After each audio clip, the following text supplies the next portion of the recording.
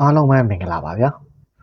Recafé Channel ကနေပြန်လည်ကြိုဆိုလိုက်ပါတယ်ဒီနေ့မှာတော့အားလုံးအတွက်စိတ်ဝင်စားဖို့ကောင်းမဲ့အကြောင်းအရာကိုတင်ဆက်ပေးသွားမှာဖြစ်လို့အဆုံးထိကြည့်ရှုပေးဖို့ဖိတ်ခေါ်ပါတယ်ဇလန်းအစမှာတော့တိတ်ဆိတ်ငြိမ်သက်နေတဲ့ကျုံးငယ်လေးတစ်ခုပေါ်ကမီးပြတိုက်တစ်ခုမှာအခြေချနေထိုင်တဲ့လူတစ်ယောက်သူဟာပြင်ပလောကနဲ့အဆက်အသွယ်ဖြတ်ပြီးတကူတည်းအထီးကျန်စွာနေထိုင်နေသူပါတနေ့မှာတော့သူနဲ့ရင်းနှီးတဲ့အဖိုးအိုတူနဲ့တူတူမလေးဂျက်စီတို့ဟာရိတ်ခါတွေလာပို့ကြပါတယ်ဒါပေမဲ့ဒီမီးပြတိုက်ပိုင်ရှင်ဟာဘယ်သူနဲ့မှမျက်နှာချင်းဆိုင်မတွေ့ချင်သလိုသူ့ရဲ့လိုအပ်ချက်တွေကိုလည်းဘယ်သူ့မှအသိမပေးပါဘူးဒါပေမဲ့ကံကြမ္မာကအလဲအပြောင်းဖြစ်လာပါတယ်ရုတ်တရက်တိုက်ခတ်လာတဲ့ပြင်းထန်တဲ့မုန်တိုင်းကြောင့်ဂျက်စီတို့ရဲ့လေဟာကြောက်ဆောင်နဲ့တိုက်မိပြီးနှိမ့်မြုပ်သွားခဲ့ပါတယ်ဂျက်စီရဲ့ဦးလေးဖြစ်သူဟာရေထဲမှာပျောက်ဆုံးသွားပြီးဂျက်စီတယောက်ပဲကမ်းခြေမှာသတိမေ့မျောရင်းကြံ့ရစ်ခဲ့ပါတယ်မီးပြတိုက်ပိုင်ရှင်ဟာသူမကိုကယ်တင်ပြီးမီးပြတိုက်ထဲကိုခေါ်ဆောင်လာခဲ့ပါတယ်ဂျက်စီတတိယလာတဲ့အခါမှာတော့သူမကိုကယ်တင်ထားတဲ့သူဟာရိုးရိုးလူတစ်ယောက်မဟုတ်ဘူးဆိုတာရိပ်မိလာပါတယ်သူဟာသူမရဲ့မိသားစုနောက်ခံတဲ့အတိတ်အကြောင်းတွေကိုအကုန်သိနေတာပါသူဟာတစ်ချိန်ကတော်ဝင်မရိန်းတပ်ဖွဲ့မှာတာဝန်ထမ်းဆောင်ခဲ့သူမိုက်ကယ်မေဆန်ဖြစ်ပါတယ်သူကဂျက်စီကိုအကာအကွယ်ပေးရင်းဒဏ်ရာရနေတဲ့ခြေချင်းဝတ်ကိုပြုစုပေးပါတယ်ဒီအချိန်မှာပဲသူတို့နှစ်ဦးကြားမှာယုံကြည်မှုတစ်ခုစတင်တည်ဆောက်လာကြပါတယ်တစ်ဖက်မှာလည်းလန်ဒန်မြို့က MI6 ဌာနချုပ်မှာနိုင်ငံရေးကြရဲရိုက်မှုတွေဖြစ်နေပါတယ်တီတာလို့ခေါ်တဲ့အစစ်မြင့်ထောင်လှမ်းရေးစနစ်တစ်ခုကနေတဆင့်ပြည်သူတွေရဲ့အချက်လက်တွေကိုခိုးယူစောင့်ကြည့်နေတာပေါက်ကြားသွားလို့ပါဒီအရှုပ်တော်ပုံကြားမှာ MI6 အကြီးအကဲစတီဗင်ဟာယာရုကနေအနားယူပေးလိုက်ရပါတယ်ဒါပေမဲ့တီရာစနစ်ကမထင်မှတ်ထားတဲ့ target တစ်ခုကိုရှာဖွေတွေးရှိသွားပါတယ်အဲ့ဒါကတော့လွန်ခဲ့တဲ့10နှစ်ကတေဆုံးသွားပြီလို့ယူဆထားတဲ့မိုက်ကယ်မေဆန်ပဲဖြစ်ပါတယ်မီးပြလိုက်ထဲမှာမေဆန်နဲ့ဂျက်စီတို့အခြေအနေငြိမ်သက်နေတော့မှပဲရုတ်တရက်အထူးတပ်ဖွဲ့ဝင်တွေရဲ့စီးနှင်းမှုကိုခံလိုက်ရပါတယ်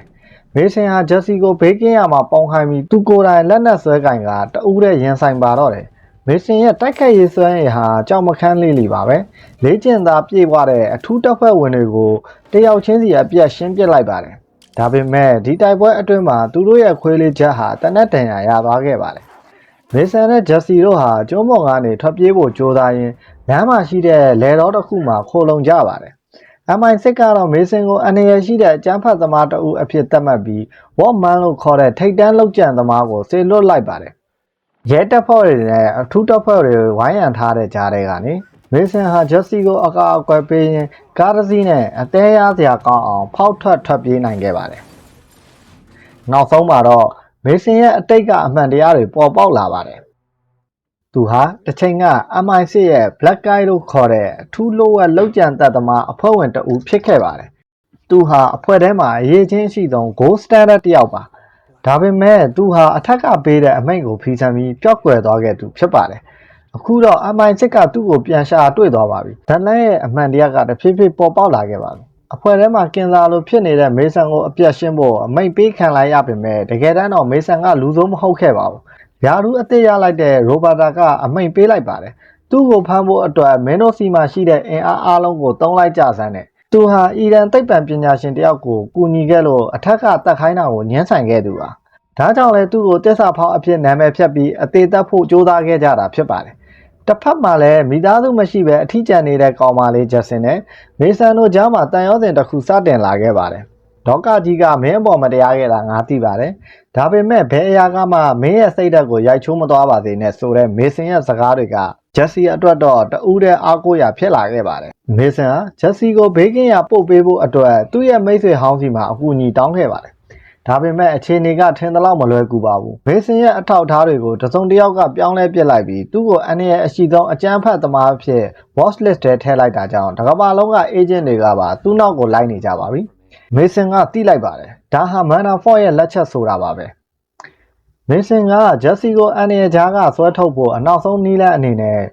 လူမောင်ဟိုလောကရဲ့ဘရင်ခါမယ်စီကိုသွားခဲ့ပါတယ်။ငါ့ကိုဖမ်းဖို့ agent တွေလာနေပြီ။မင်းမှာ10မိနစ်ပဲအချိန်ရှိတယ်ဒီကလေးမလေးကိုလုံခြုံတဲ့နေရာပို့ပေးစမ်းလို့မေဆန်ကခါမဲကိုရာဇသံပေးလိုက်ပါတယ်ဒါပေမဲ့ရန်သူတွေကလက်ဦးသွားခဲ့ပါတယ်အဲ့လက်အတွင်းမှာအကျိတ်အနယ်တိုက်ပွဲဖြစ်ပွားခဲ့ပြီးဂျက်စီကိုမန်နာဖော့ရဲ့လူတွေကပြန်ပေးဆွဲသွားခဲ့ပါတယ်မေဆန်တယောက်လူအုပ်ကြားထဲမှာအသက်လူပြီးပြေးလွှားရင်း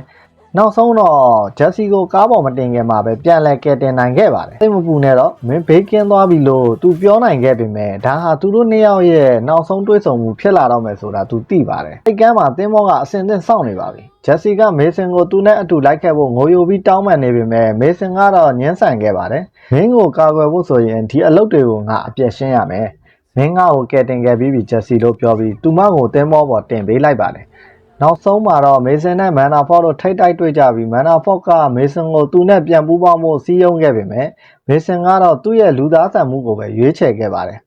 အဖွဲ့အစည်းရဲ့စီးမြင်တွေထက်လူသားတစ်ယောက်ရဲ့အသက်ကပိုအရေးကြီးတယ်ဆိုတာကိုသူသက်သေပြခဲ့ပါတယ်ဇလန်ရဲ့အဆုံးမှာတော့ဂျက်ဆင်ဟာလုံခြုံတဲ့နေရာတစ်ခုမှာစာအုပ်ဖတ်ရင်အေးအေးချမ်းချမ်းရှိနေပါတယ်သူမစီကိုပါဆယ်ထုတ်လေးတစ်ခုရောက်လာခဲ့ပြီးအထဲမှာတော့သူမအမြဲတမ်းတင်ထားခြင်းခဲ့တဲ့အမတ်တရပစ္စည်းလေးပါလာခဲ့ပါတယ်မေဆင်ကတော့အကျိတ်တစ်ခုလိုပဲသူမကိုအဝေးကနေစောင့်ရှောက်နေသေးပါမိမိတို့ရဲ့ကိုကျင်တရားအတွက်အားလုံးကိုစရေးခဲ့တဲ့မေဆွန်ရဲ့လှုပ်ရက်ကိုတင်တို့ရောဘလို့မြင်ကြလဲမေဆွန်ကတကယ်ပဲမှန်ကန်တဲ့ဆုံးဖြတ်ချက်ကိုချခဲ့တာလားအခုလိုစိတ်လှုပ်ရှားစရာကောင်းတဲ့ moving record တွေကိုစက်ကြည့်ခြင်းရင်တော့ကျွန်တော်တို့ရဲ့ channel ကို subscribe လုပ်ထားဖို့မမေ့နဲ့အောင်နော်နောက်ထပ်ဗီဒီယိုမှာပြန်တွေ့ကြပါမယ်